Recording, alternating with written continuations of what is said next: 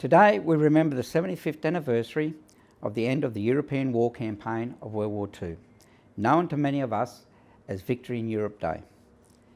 I wish to acknowledge the traditional custodians of the land on which we are on and recognise their continuing connection to land, water and community. I pay my respects to elders past, present and emerging. 75 years ago, the war in Europe ended with the unconditional surrender of the armed forces of Nazi Germany. The German High Command signed the surrender on the 7th of May 1945, which took effect at midnight on the 8th to the 9th of May 1945. Our involvement in yet another war began on the 3rd of September 1939, when Prime Minister Menzies said, "Fellow Australians, it is my melancholy duty to inform you officially that in consequence of persistence by Germany in her invasion of Poland, Great Britain has declared war upon her, and that, as a result, Australia is also at war.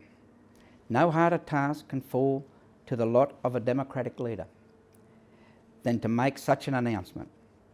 Great Britain and France, with the cooperation of the British Dominions, have struggled to avoid this tragedy. They have, as I firmly believe, been patient. They have kept the door of negotiation open. They have given no cause for aggression. But in the result, their efforts have failed, and we are therefore, as a great family of nations, involved in a struggle which we must at all costs win, and which we believe in our hearts we will win." Only 21 years earlier, our nation had ended its involvement in the Great War, the war to end all wars. However, now the world faced a new and evil threat. Australians heard the call and enlisted to once again go to foreign lands to serve and fight.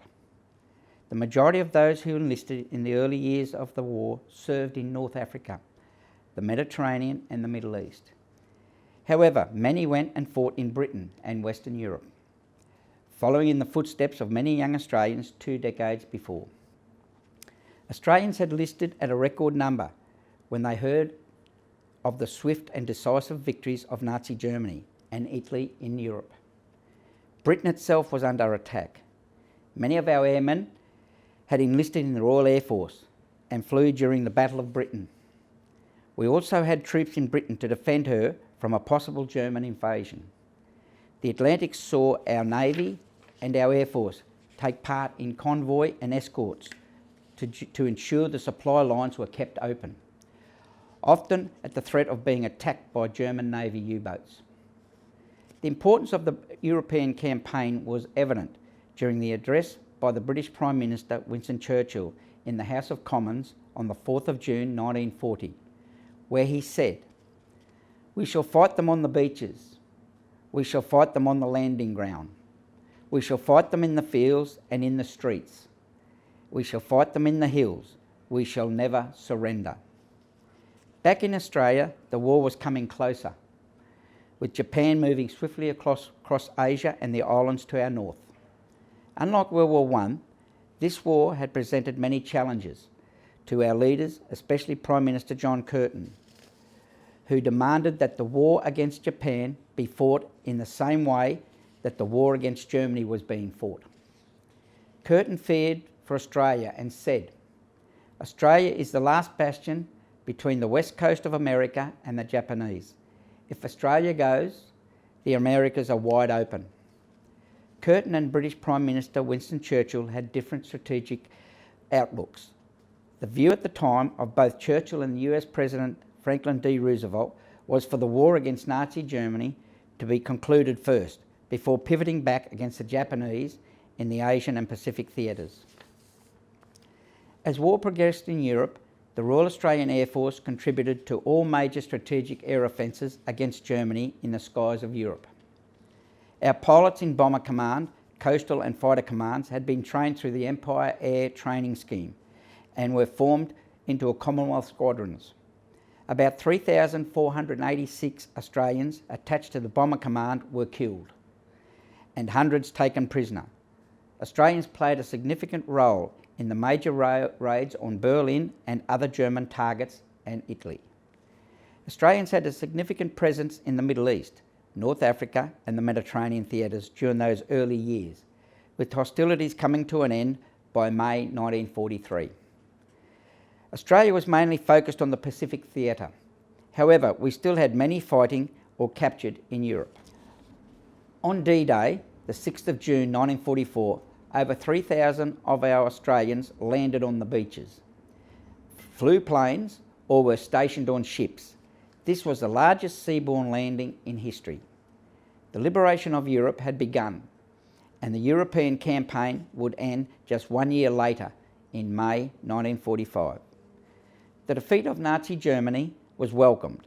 However, Australians were still involved in a brutal campaign in the Pacific and Asia as it fought with the Allies against Japan.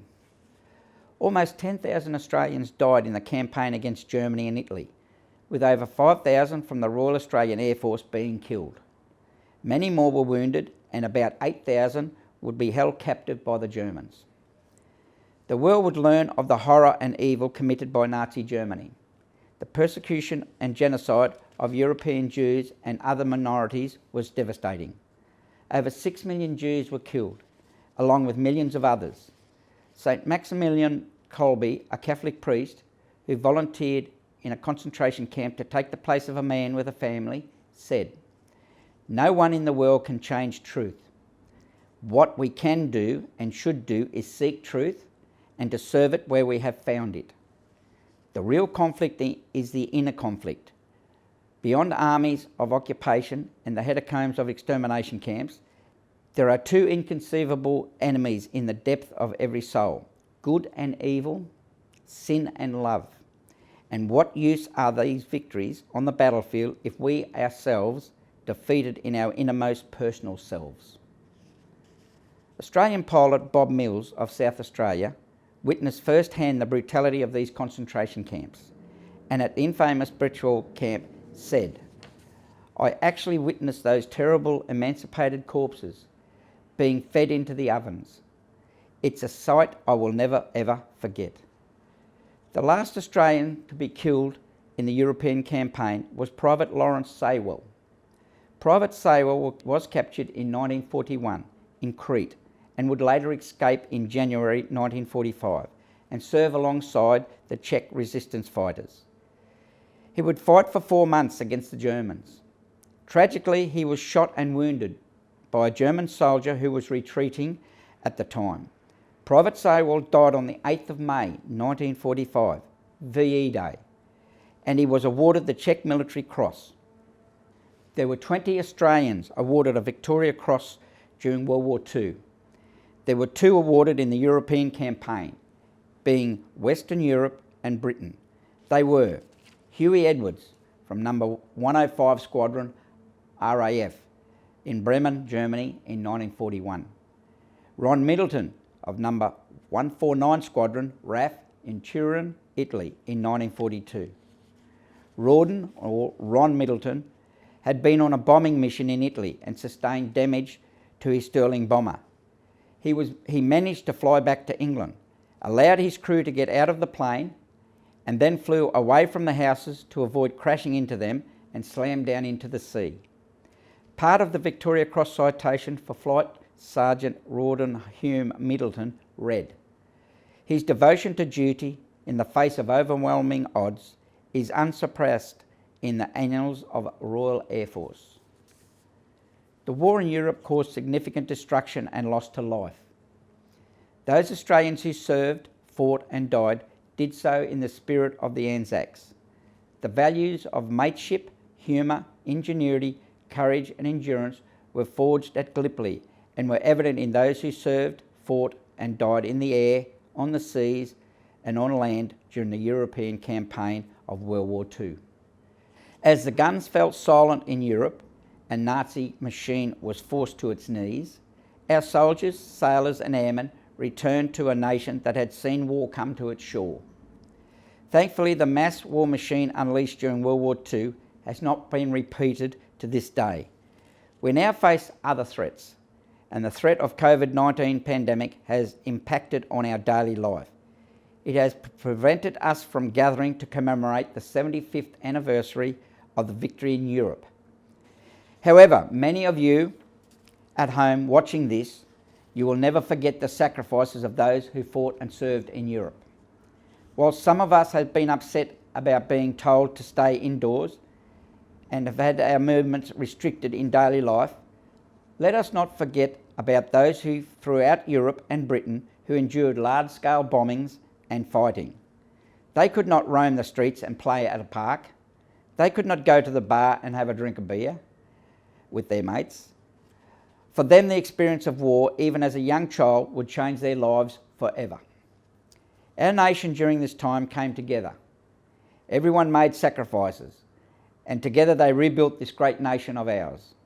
Please take time to reflect on those who fought and died during the European campaign. Let us never forget what this day means. It was a victory that was hard fought by so many. Lest we forget.